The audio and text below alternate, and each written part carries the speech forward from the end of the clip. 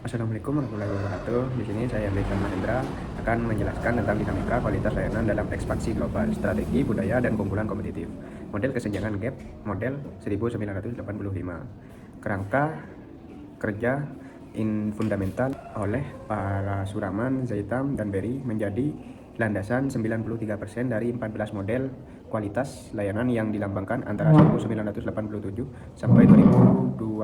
Kesenjangan keempat komunikasi paling krusial dalam ekspansi global. Gap 1, ekspektasi pelanggan versus persepsi manajemen pembelian, perbedaan antara yang diharapkan pelanggan dan yang dipahami manajemen.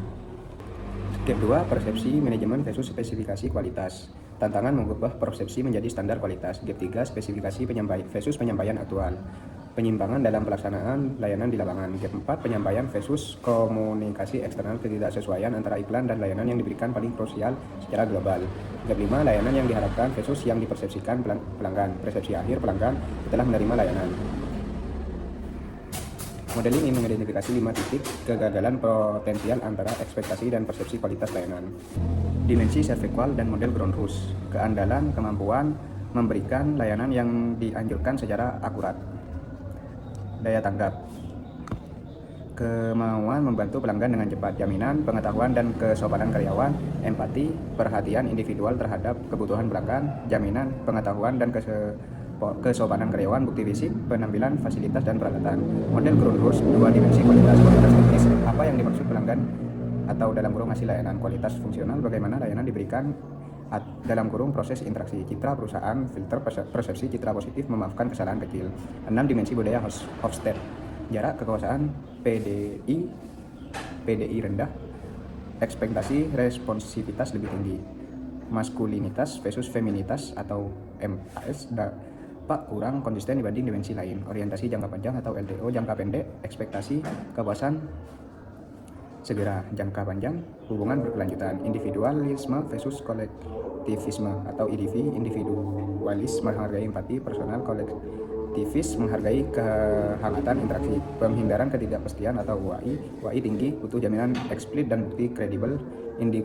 Indulgensi versus restraint, kebahagiaan pribadi versus pengendalian diri dan norma sosial.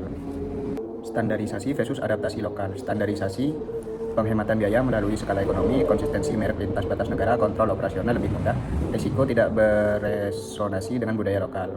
Adaptasi lokal atau lokalisasi, 76% konsumen prefer informasi dalam bahasa mereka, 64% membeli 8 B2B, bayar 30%.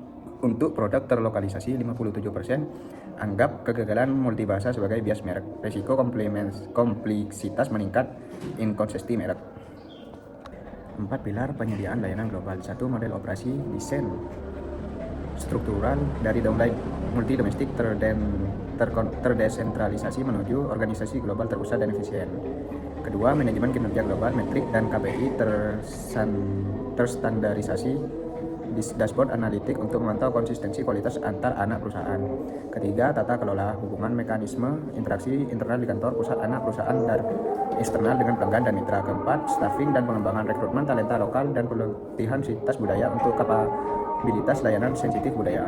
Kesimpulannya, standar global dan empati lokal, keunggulan kompetitif dimiliki organisasi yang berpikir global dalam standar dan bertindak lokal dalam empati. Adaptasi kerja Servequal yang TKM yang fleksibel menutup kesenjangan antara janji dan realitas lokal. Teknologi sebagai katalis, Gen AI dan evolusi CPS membuka peluang personalisasi layanan pada skala yang sebelumnya tidak terbayangkan.